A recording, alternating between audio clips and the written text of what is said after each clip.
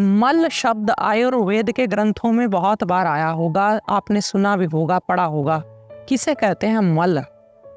शब्द से कुछ तो साफ हो रहा है कि ये किसी गंदगी के बारे में प्रयोग किया गया है।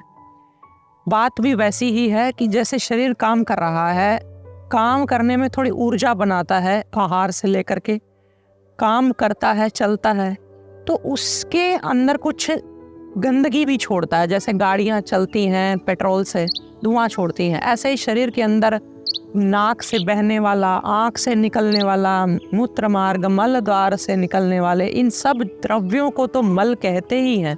साथ ही साथ खून में आहार चला गया, जिसका रस कह दिया कि आहार का रस चला गया खून में, वहाँ से सारे शरीर को चला गया। जो वहाँ की गंदगी, कल की पुरानी वेस्टेज वो निकल के फिर ब्लड में आ गई, ये सब मल हैं। इनको बाहर निकलना बहुत ज़रूरी है। अपने आप शरीर इनको निकालता है। कभी कभी आहार में कोई चीज़ हम अधिक ले लेते हैं, बहुत अति कर देते हैं, उस वजह से वो मल संचय हो जाता है अंदर, गलत समय पे ले लेते हैं। अब मल जब संचय हो गया, कह देते हैं कि इससे बीमारियां अंदर बनती हैं। इसी को निकालने का नाम कहते हैं कि डिटॉक्स है, या यूं कह दो कि अंदर से हमने सफाई करनी है। तो सफाई करने के लिए आपको आयुर्वेद बताता है कि मल संचय ना हो।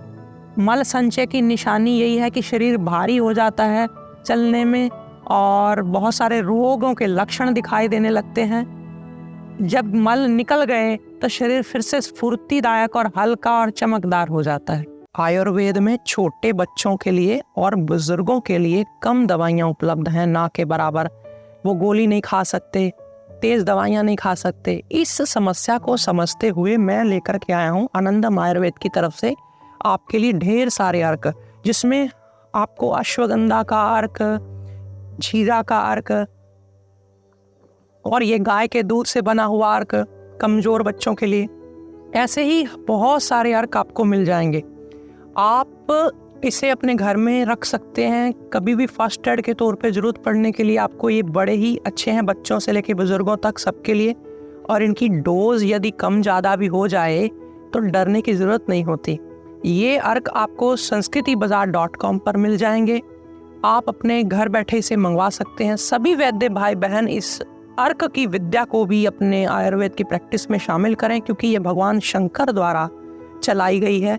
उन्होंने माँ पार्वती को सिखाया, माँ पार्वती ने आगे रावण को विद्या दी, और रावण ने फिर इस पे बहुत सारे ग्रंथ भी लिखे।